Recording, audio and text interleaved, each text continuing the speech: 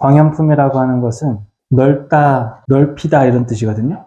광연 둘 다 똑같은 의미를 가지고 있어요. 그래서 무릇 선과 악은 작은 것을 쌓아 큰 것으로 이루니, 그러니까 쌓아 올리다, 쌓아 넓히다 이런 거예요.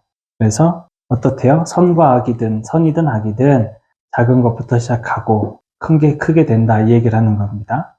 그리고 전체적으로 딱 계속해서 나오는 게 스스로 깨닫는 이라고 많이 나오죠. 그러면은 셀프라는 거예요. 인생은 의지하는 것이 아니고 의존하는 것이 아니고 나 혼자 깨닫고 나 혼자 다스리고 이런 얘기가 되는 겁니다. 그러니까 여기서 딱 기억해야 되는 거는 셀프다. 공부도 셀프, 기도도 셀프고 뭐 여기 나오는 거 뭐죠? 깨달는 것도 셀프고. 그럼 어떤 것이 셀프인지 이제 다 보는데 다 선업이죠.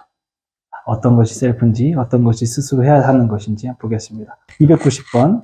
베푸는 즐거움은 비록 작아도 그 과보는 한량없이 크나니 지혜는 작은 보시에 생겨나서 큰 복을 받는 것이니라. 습이죠, 습. 이 전체적으로 봤을 땐 습이 중요하다라고 얘기하는 거고요. 그래서 보시를 할 때 비록 뭐 즐거움이 작아도 혹은 작은 거라도 작은 보시라도 혹은 즐거움이 작아도 그 과보는 한량없이 크대요. 그 하나의 보시와 하나의 그 마음이 광연처럼 넓어진대요. 그래서 지혜는 어디서 생겨나요? 작은 것에부터 생겨난다. 그래서 곧 나한테 덕이 큰 복으로 온다. 조금씩 쌓여간다. 이런 얘기가 되는 거고요. 291번에는 남에게 수고를 베풀고서 도움을 기대하고 바라면 그 재앙은 자신에게 돌아오니 스스로 많은 원망을 받게 되느니라. 남에게 좋은 일을 하고 남에게 좋은 것을 주고 290번처럼 좋은 행동을 하고 좋은 것을 주고 했는데 생색을 내거나 도움을 기대하거나 다시 돌아올 거라고 생각하거나 어떤 계산적인 걸 생각을 한다. 무의적이지 않고 뭔가 내 욕심이 걸려있다. 당연이라고 생각한다. 라고 한다면 바로 어떻게 돼요? 재앙이 다시 자신에게 돌아오고 스스로 많은 원망을 받게 되느니라. 이런 뜻이 있고 또 하나 뜻이 남에게 이제 수고를 베풀고서라고 얘기되어 있지만은 남에게 괴로움을 주고 남에게 괴로움을 주고 내가 이익을 챙기면 남에게 괴로움을 주고 나는 욕심을 바라면 남이 잘못됐는데도 불구하고 나는 챙기면 그러니까 남은 고통받고 남은 괴로운데 나는 즐겁다라면 얘기입니다. 그렇다면 어떻대요? 그대로 나도 다시 돌아온다. 원한을 산다. 원망, 원한, 증오 이런 감정들은 그냥 일반적인 미움과의 감정이랑 좀 다르죠. 그 이상의 감정이다 보니까 재앙이 온다는 거예요. 복수. 계속해서 윤회하죠.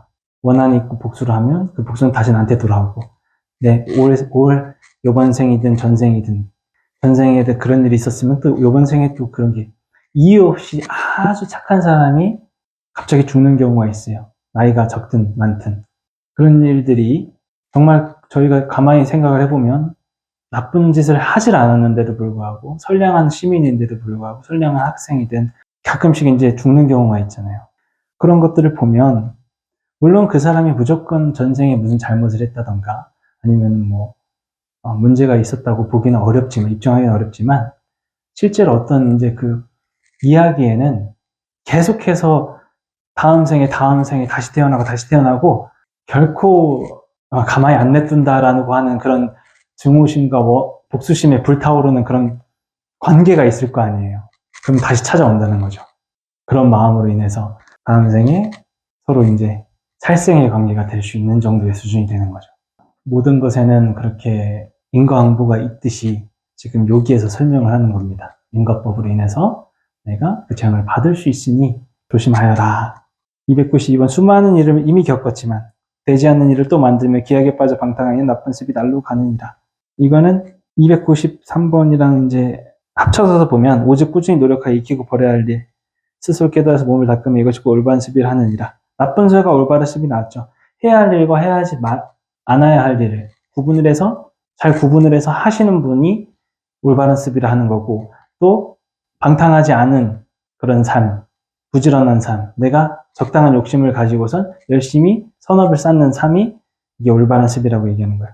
그것은 곧 스스로 깨달아서 해야 된다. 셀프로 내가 스스로 깨달아서 해야 한다. 누가 지켜주지 않고 누가 해주지 않는다. 혼자서 깨달아야 한다. 혼자서 꾸준히 노력해야 한다. 296번부터 계속 이제 301번까지 쭉 보면 스스로 깨닫는다라고 많이 나와 있어요. 항상 깨어 있어. 능히 잘 알아 스스로 깨닫느니. 이를 곧 부처님이 제자라 한다고 계속 나옵니다. 그리고 밤낮으로 마땅히 생각하며 일심으로. 요게 이제 스스로 깨닫기 위한 방법을 알려주시는 거예요. 스스로 내가 지금 셀프로 해야 되는데 어떻게 하느냐. 밤낮으로 마땅히 생각하래요. 저희 불자들은 이제 기도를 하는 거죠. 그리고 297번 가르침에 기여한다. 보면 불법성이죠. 그래서 일심으로 부처님께 기여하고 일심으로 가르침에 기여하고 일심으로 대중듣게 기여한다.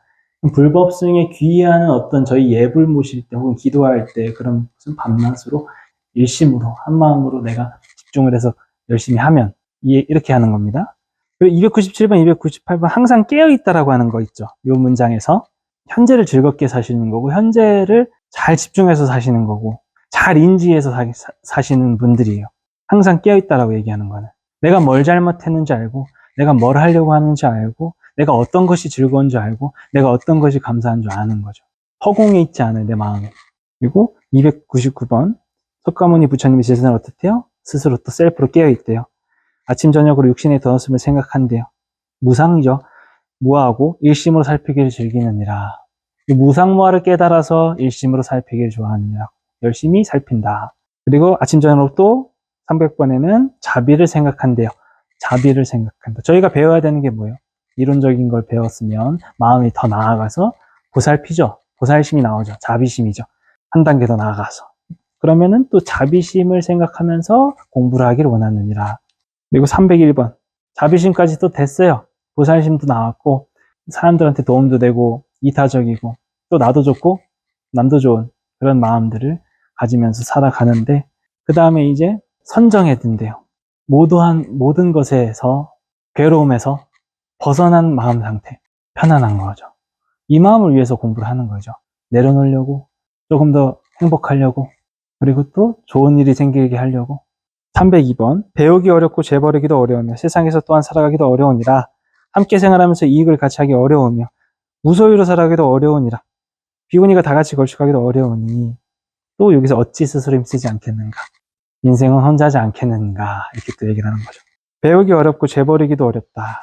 다 공감되는 말이죠. 여기 보면 배우기 어렵고 재버리기도 어렵고 세상에서 살아가기도 어렵고 바깥에든 여기 수행하는 것 바깥이든 세속이든 수행자든 일단 함께 생활하기만 하면 어때요? 어려워요. 그리고 이익을 같이 하기도 어려워요.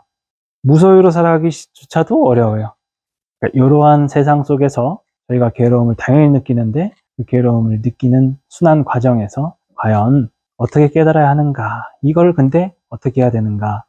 셀프다. 스스로가 잘 치유하고 스스로가 잘 해야 한다. 이것이 곧 진리다. 이것이 곧 광연품의 내용이다. 이렇게 얘기를 하는 거고 그래서 부지런히 정진하면 저절로 얻어지리니 그런 애 무욕인이 되느니라. 어디에도 내 마음을 갖다가 붙여가지고 집착하지 않는 그러한 삶이에요. 그게 무욕인입니다. 그래서 303번 믿음이 있으면 계율을 성취하고 계율을 따르면 덕망이 높아지네. 일단 믿으면 계율을 성취하게 됩니다. 믿으면 내가 행동을 하려고 하고 계율을 지키려고 합니다. 믿으면 행동이 나오죠. 이게 곧 저희는 계율을 따르는 것도 같죠. 바깥 계율, 안의 계율. 이러면 사람이 덕망이 높아지고 그 따라 얻은 것을 가는 곳마다 얻고 공양도 받고 사람들을 만나는 데마다 이러한 믿음과 행동이 있으면 자신만의 철학이 있고 하면 어떻대요? 좋은 친구와 좋은 물질을 얻는다. 돌을 가까이 하면 이름절로 떨쳐지니 마치 저 높은 산에 눈과 같고 돌을 멀리하면 어둡고 어두운 난이 반중의 화살을 날리는 것 같으니라. 돌을 가까이 하면은 저 높은 산에 눈과 같다는 건 어떤 느낌인가? 꼭대기에서 보면은 돌아가는 걸 다 알죠. 그리고 내가 지혜의 눈처럼 다 보이죠. 그래서 그 해안을 가지니까 어떤 특별히 내가 괴로울 일이 없다 이 얘기입니다. 근데 저희가 지금 공부하고 있는 이 도를 멀리 합니다. 따르지 않는다. 그냥 나대로 할 거야. 내 욕심대로 할 거야 한다. 그러면 어리석고 어둡대요. 그러면서 밤중에 화살을 날리는 것 같대요. 그러니까 내 가족이 맞을 수도 있고, 뭐 운이 좋으면 또 내가 원하는 그 사냥감을 맞출 수도 있고. 하지만 확률적으로 어때요? 그냥 막 난사하는 거죠. 보이지도 않는데 난사하는 거예요. 얻을 수도 있는 확률도 있지만, 자칫 잘못하면 나를 해할 수 있고, 내가 소중한 사람들 해할 수 있는 거, 내 소중한 사람들 해할 수 있는 거예요. 그런 거 같다. 그래서 또 마지막은 셀프, 스스로 홀로 앉거나 누우며 홀로 생활해 홀로 행함을 방일하지 않으며 홀로 바르게 자신을 다스리면 숲속에 있어도 마음은 즐거우니라. 요건 이제 수행자의 시점이죠. 옛날 그 국림정사 같은 데서 그런 대나무 숲에서 수행하시는 분들은, 바깥에서 수행하시는 분들의 시점에서 아무리 외로운 것은 이제 그 환경 탓이 아니다. 내가 홀로 생활하더라도 방일하지 않고 날 다스리는, 아무리 그러면은 숲속에서 수행을 하더라도 마음은 즐겁다. 의지하지 않는다. 난 누구에게도 의지하지 않고 내 스스로가 행복할 수 있는 방법을 배운다. 이런 독립적인 어떤 건강한 삶. 이것은 아이들이 성장할 때도 필요한 부분이죠. 교육할 때도 마찬가지고. 그래서 광연품은 스스로가 그만큼 도를 따라서 열심히 깨달아야 한다라고 하는 내용입니다.